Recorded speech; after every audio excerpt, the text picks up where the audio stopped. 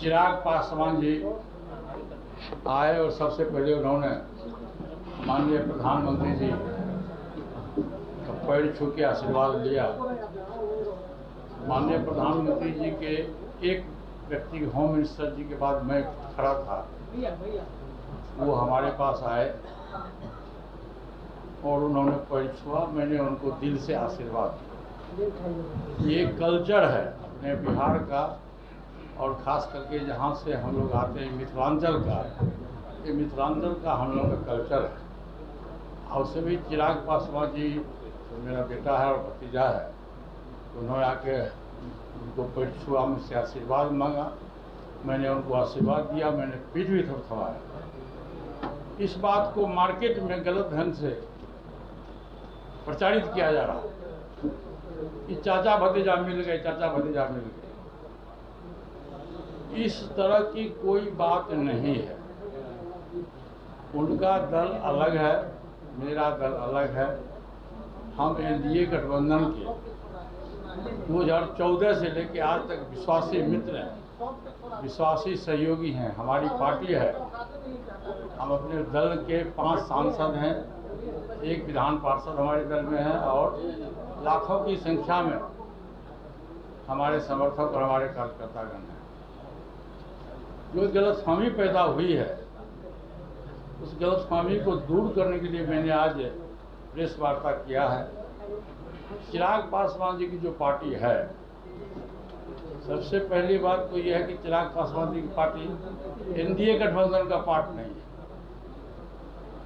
2020 में जब विधानसभा का चुनाव हुआ तो हम 5 सांसद, 6 सांसद में 5 सांसद की राय थी कि हम लोग एनडीए गठबंधन के साथ हैं, एनडीए गठबंधन से चुनाव जीत के आए हैं। पूरी पार्टी का ये फैसला था कि एनडीए गठबंधन के साथ हम रहें और विधानसभा का चुनाव लड़ें। लेकिन चूंकि उस समय चिराग जी पार्टी के राष्ट्रीय अध्यक्ष भी थे, संसदीय बोर्ड के अध्यक्ष भी थे, पार्लियामेंट्री बोर्ड के भी अध्यक्ष थे, उन्होंने हम लोग की बात को नकारते हुए उन्होंने फैसला लिया कि मैं अकेले चुनाव लड़ूंगा। फिर उनका जो नारा होते गया चुनाव में कि मैं भाजपा का हनुमान हूँ, मैं नरेंद्र मोदी जी का हनुमान हूँ। लेकिन वो दोनों तरफ गए। जनता दल यू के खिलाफ में भी उन्होंने उम्मीदवार दिया और भाजपा के खिलाफ भी उन्होंने उम्मीदवार दिया, जिसका ज्वलंत उदाहरण हमारा लोकसभा क्षेत्र है और हमारे माननीय सांसद महोदय का भी लोक क्षेत्र है। उन्होंने हसनपुर से आरजेडी के उम्मीदवार को उन्होंने अपना उनके खिलाफ में जो उम्मीदवार दिया, वो उम्मीदवार एनडीए के वोट काटने में सफल हुआ। उसी तरह से हमारे क्षेत्र में राघोपुर और लालगंज 2 विधानसभा क्षेत्र में उन्होंने उम्मीदवार दिया। उनके उम्मीदवारी देने से एनडीए को घाटा हुआ और आरजेडी की जीत हुई। उसी तरह से राजू तिवारी जी जो प्रदेश के अध्यक्ष हैं, उनके यहाँ भी उन्होंने भाजपा उम्मीदवार के खिलाफ में अपना उम्मीदवार दिया और एक भागलपुर में दिया। तो इस ढंग से एक तरफ वो कहते हैं कि हम राम भक्त हनुमान हैं, हम भाजपा के सहयोगी हैं, और दूसरी तरफ उन्होंने आरजेडी के उम्मीदवार को डायरेक्ट और इनडायरेक्ट जिताने का प्रयास किया। और नतीजा क्या निकला? उस समय में हम लोग एक दल में थे, हम लोगों ने विरोध हम लोगों ने नहीं किया। 5-6 सांसद हम लोग एक साथ थे, हम लोगों की मजबूरी थी और स्वर्गीय पासवान जी हम लोग के बीच में नहीं रहे। उनकी मृत्यु के बाद जो हमारा वोटर्स है, जो हमारा समाज है, वो पासवान जी को देखते हुए उन्होंने चिराग पासवान के उम्मीदवार को वोट दिया, क्योंकि उस समय हम लोग का कोई उम्मीदवार था नहीं।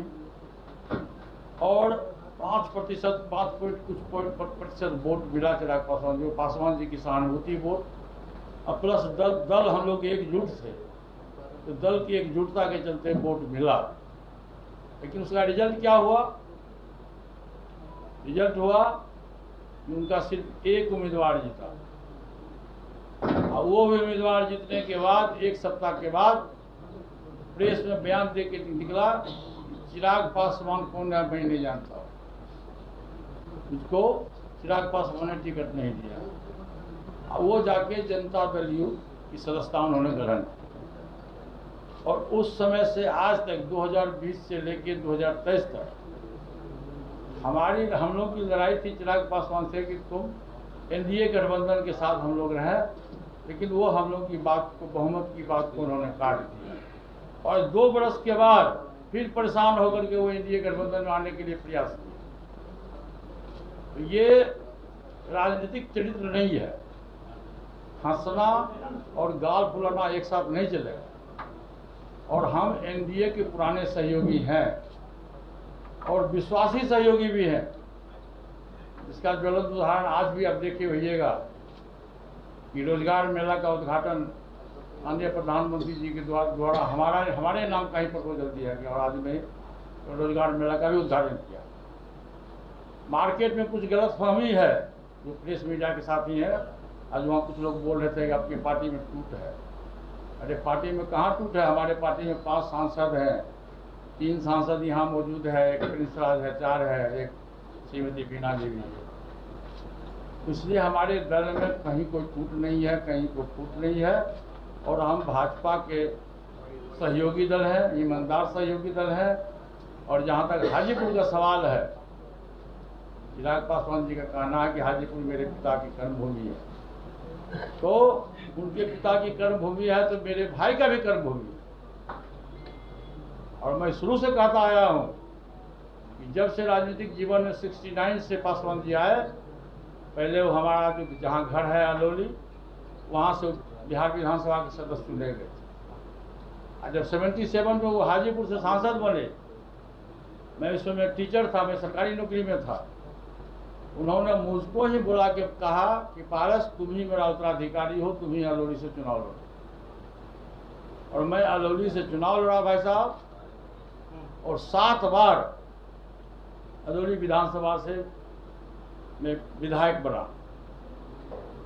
फिर जब हाजीपुर की बारी आई, जब 2019 में पासवान जी राज्यसभा में चले गए, उन्होंने मुझको बुलाया कि आप सब लोगों को ये पता है कि हमारे तीनों भाई में कितनी घनिष्ठता थी। ये सब पूरे बिहार के लोगों को पता है, देश के लोगों को पता हो नहीं हो, पूरे बिहार के लोगों को पता है कि हम लोग राम लक्ष्मण भरत की तरह तीनों भाई रहते थे। आज तक कभी भी, जब तक जिंदगी में हम लोग 70-72 वर्ष का उम्र हुआ, कभी तीनों भाई में न मनभेद हुआ, न मतभेद हुआ, न परिवार में हुआ।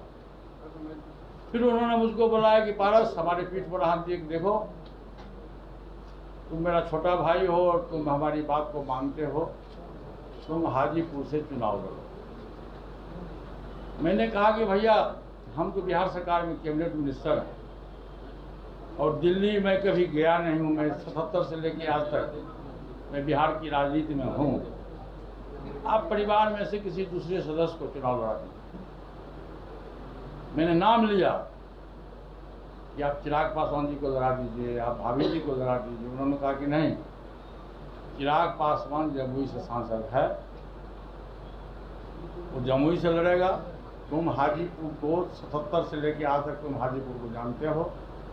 हाजीपुर हमारी माँ है और हमारा सपना है, हमारा सोच है कि मेरे नहीं रहने के बावजूद भी हाजीपुर में जो मेरा अधूरा कार्य पड़ा हुआ है, तुम ही इस कार्य को पूरा करोगे। चिराग पासवान जमुई के सांसद है और जितना मुझको विश्वास तुम पर है उतना परिवार के किसी दूसरे सदस्य पर नहीं।